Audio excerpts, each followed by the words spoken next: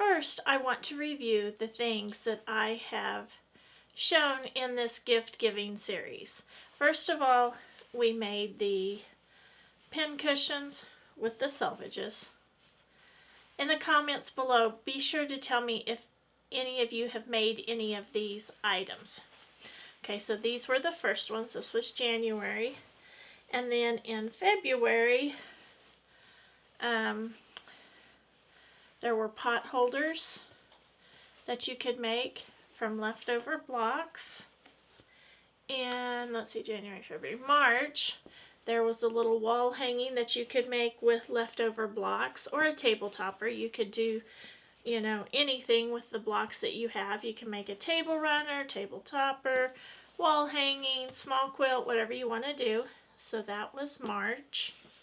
Then in April, just last week, I showed you how to make the mat, the sewing machine mat. You can make those to give to your friends. Then today I'm going to show you how to make these little needle cases using selvages. I've wanted to make one of these for a long time. So that's what's up for today. A needle case using your selvages, of course.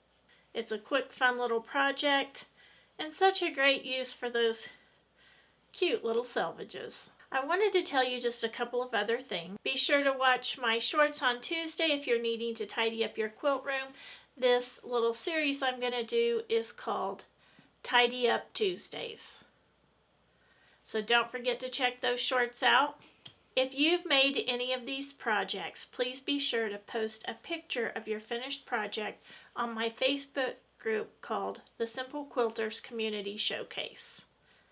And that's on Facebook. It's always fun to see projects that you're working on and the ones that you've completed. So be sure to do that. Now, please be sure to like, subscribe, and share. Now let's get started. First, let's cover what you're going to need. First of all, you're going to need selvages.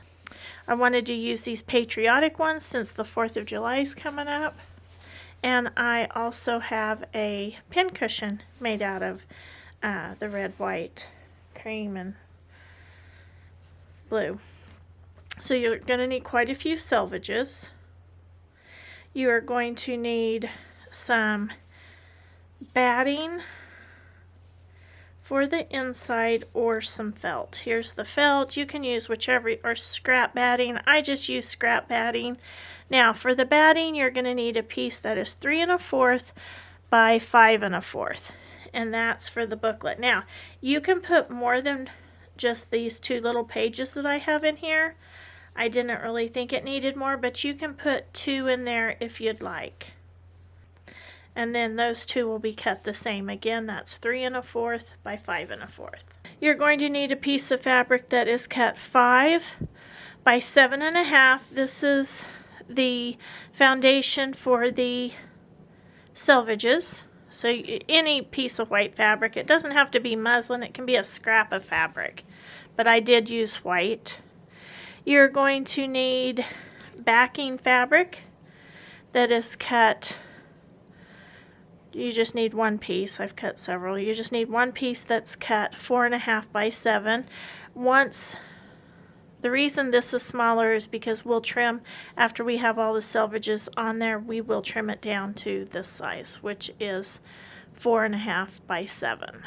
And then I had interfacing. I'm using a Pellin interfacing, and I cut mine a little bit smaller to help reduce the bulk on the seams, and this is 4 by 6 1/2. Those are the pieces that you're going to need. Now you can use you're going to need some extra things. You don't have to put a closure on, but if you don't put a closure on, it's going to kind of stay popped open like that. So on this one, I just put a little hand sewn snap on there, and that works just great. But you could also use hair bands with coordinating buttons if you'd like. Just try to make use of what you have. You could use, if you have some of this, what is this called? Beading elastic, you can use that for a closure. You can use snaps, you know, that you put on with these tools. You could do that however you want.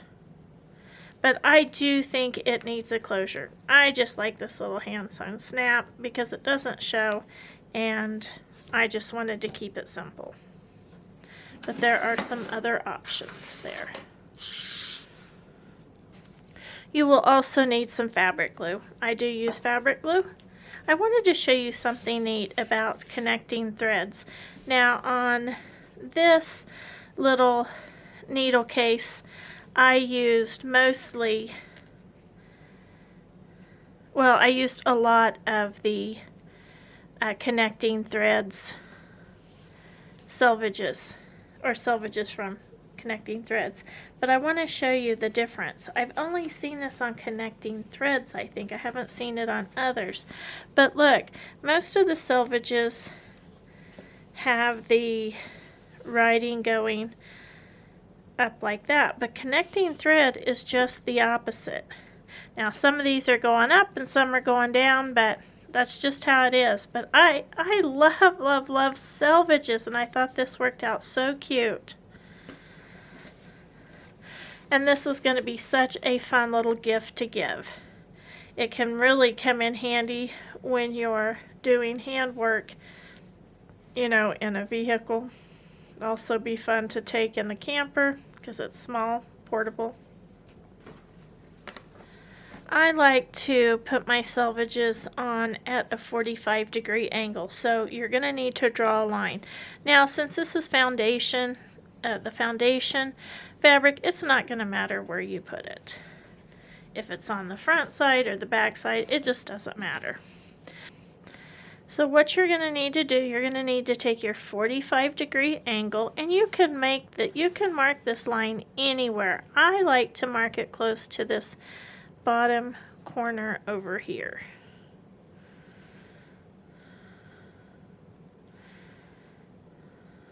So I'm just going to mark a line right there. Then you're just going to take your selvages, and I like to glue them on with a glue stick. This is just for basting purposes. Now this first one, you don't want to get any glue down here on the bottom. All right, so we're going to put that first one on just like that. And you definitely want your dots and print to show down there. Then we're just going to start adding. I don't like to leave great big pieces of fabric here showing, but I do like for a little bit to show. And you want to be sure that the pieces are covered on both edges. Now you can put some glue down on this one.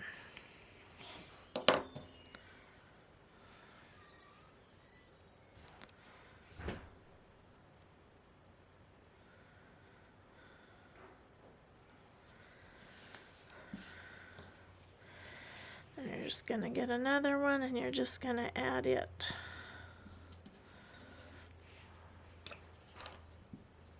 And you're just going to keep going until the whole side here is full. Now on this side, you didn't put that down because you're going to have to slip this piece underneath it.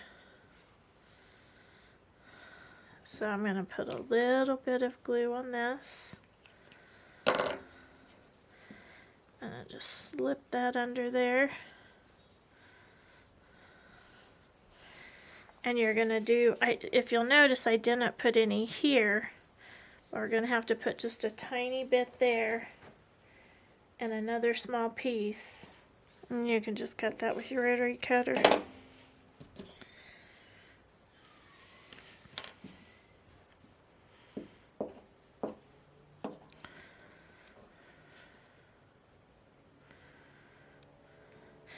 You have to have enough to cover You have to have enough to be able to sew right on there. Then we'll have to go back up here and try to find some more pieces for up here. Okay, and then one more piece needs to be added, but you have the idea of how that works. Alright, so now that the whole piece is covered, you're going to go to your sewing machine and you're going to sew about 1/8 of an inch on the edge of each selvage, being sure to catch the fabric underneath so that it looks just like this, and you can see my stitching lines are going right across there. Now this is going to have to be trimmed down to 4.5 by 7. If I ever have a chance to trim stuff down, I like to do that. I think it just gives a neater overall look.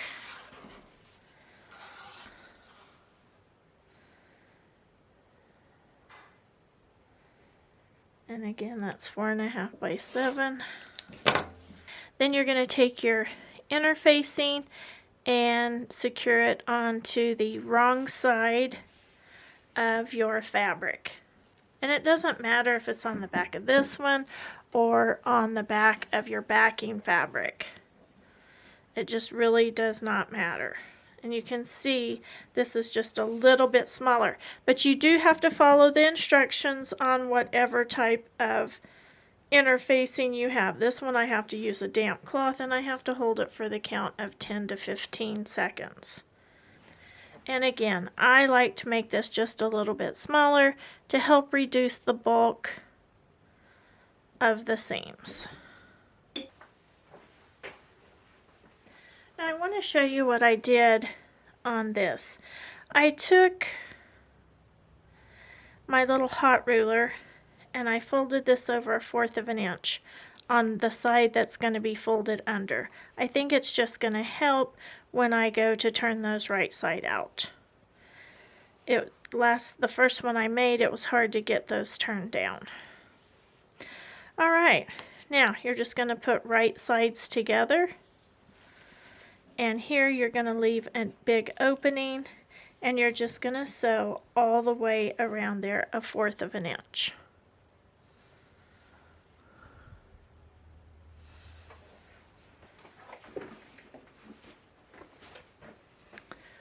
Alright, now that is sewn all the way around with an opening down here, and I did use a small stitch size. I'm just going to trim off these corners to help reduce the bulk, and if you got off a little bit you can trim that to reduce the bulk. Got a lot of loose threads here. Just trim all those up.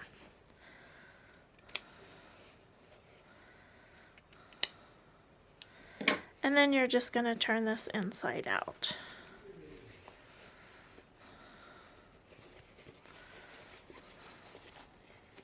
Okay, I finally got that turned right side out.